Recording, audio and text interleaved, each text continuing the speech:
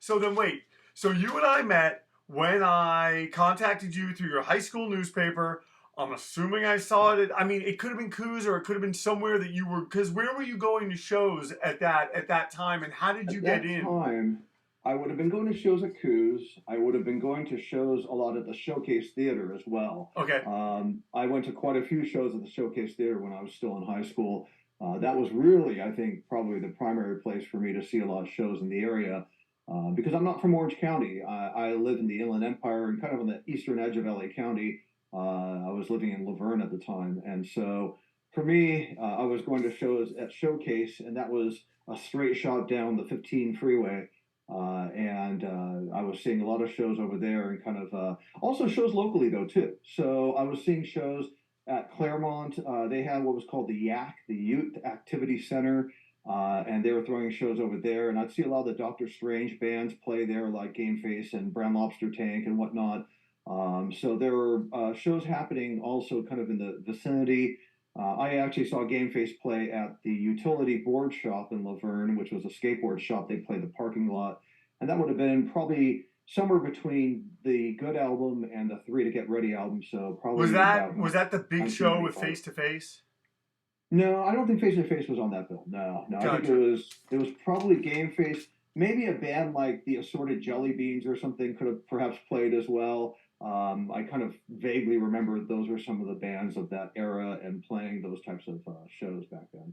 So you were going to the showcase. So I'm saying, yeah, that is one of the ways I could have seen it. Because Yeah. would you do that? Would you bring your high school newspaper to shows and like put it places? You know what I did do was I used to review albums in my high school newspaper. So I would mail the copies of the reviews to the record labels to show them that look, I'm actively reviewing stuff, and if you're interested in sending me some promo CDs and stuff like that, there's a chance that we may end up doing some more reviews. I know I did that with Lookout Records. They sent me a stack of CDs afterwards. I did that with Doctor Strange, and Doctor Strange sent me a pack of CDs as well.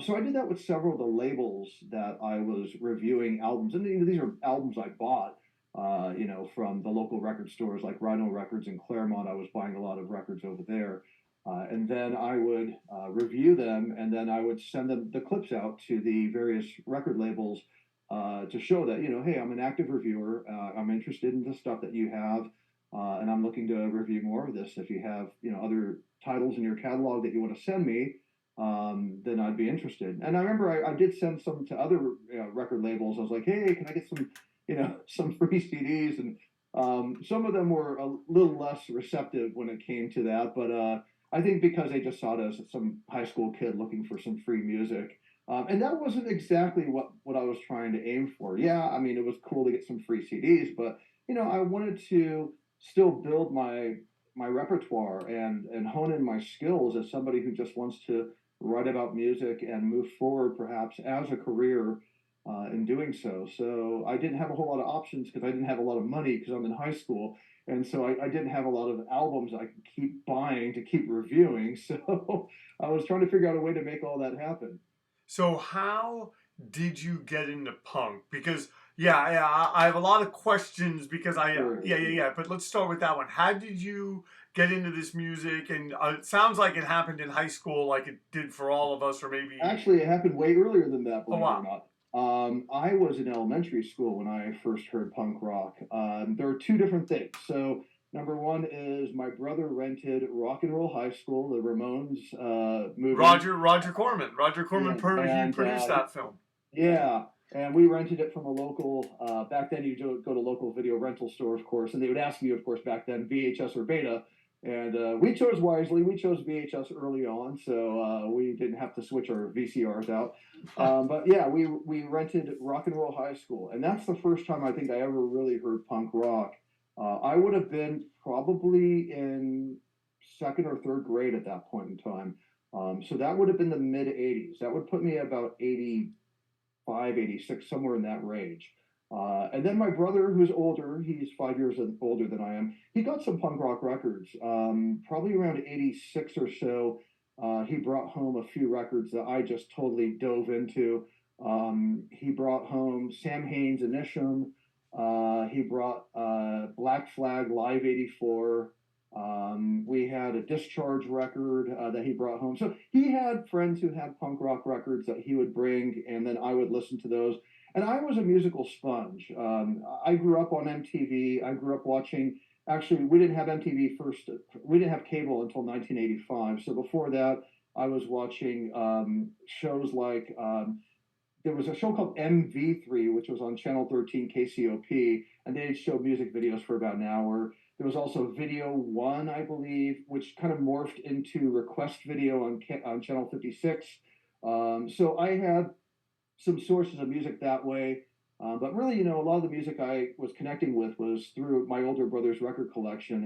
And, we initially started off listening to metal. So it was, Maiden and Priest and Dio and Ozzy and Crew. A lot of that stuff I was listening to in kindergarten or first grade. So I got into it really early, but I was way into it. So my dad actually bought me a drum set from a garage sale in probably first or second grade. I think it was maybe first grade. And I started playing drums right away. So I wanted to play all those awesome songs I heard, the metal songs, and later on the punk rock songs. So for me, I was an elementary school kid who was totally immersed into the music scenes of alternative rock and metal and punk and whatever else I could get my hands on. Another thing that was really pivotal was when I moved to Laverne in 1987.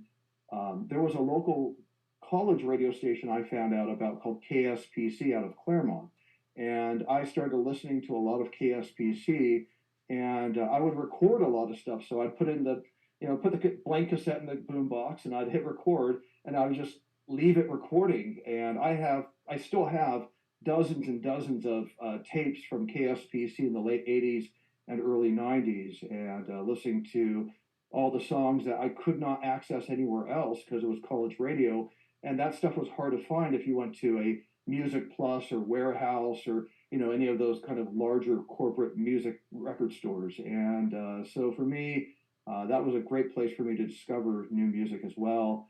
And they were playing a lot of that stuff too: indie, alternative, punk, hardcore. And I was also getting into jazz, so I was listening to a lot of jazz through KSPC.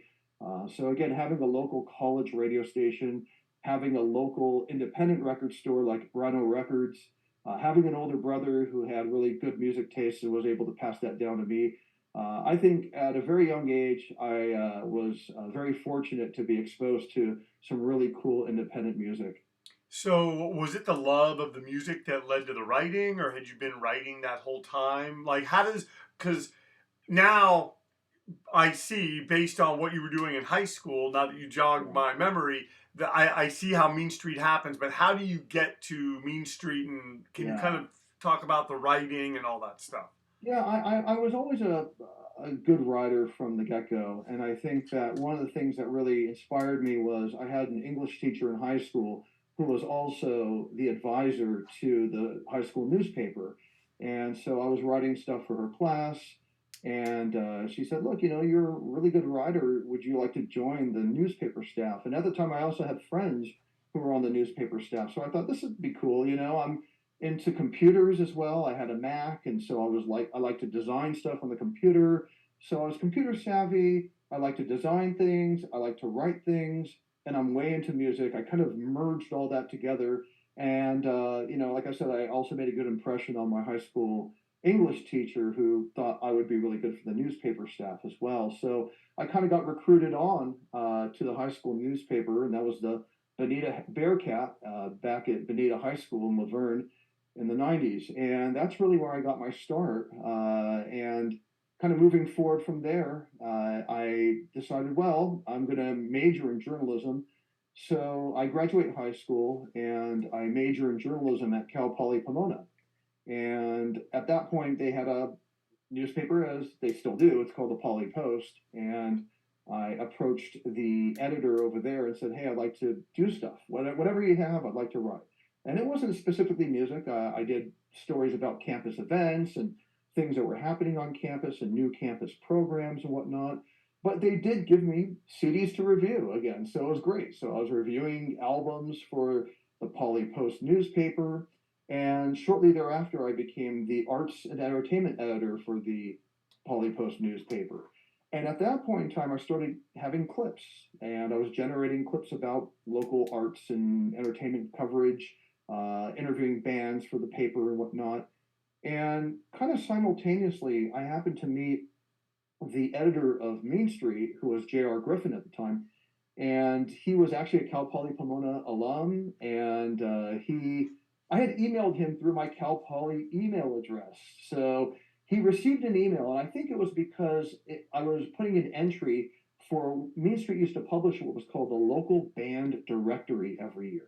And I was submitting an entry for the local band directory for my band at the time, and he had received it, and he saw it was sent from a W. Rashidi at CICU Pomona, whatever email address I had at the time. And so he replies and says, "Hey, I see that you're in a local band and that you went to Cal Poly. That's cool. I went there too." And for some reason, he happened to be on campus, and he said, "Look, I'm going to be on campus if you want to connect." And I thought, "Yeah, okay, that'll be great. We'll connect." And I loved Main Street. I had been reading Main Street for years prior, and of course, I was submitting to Main Street my band for this local band directory. So I'd already been an avid reader, and so to meet the editor to me was really incredible.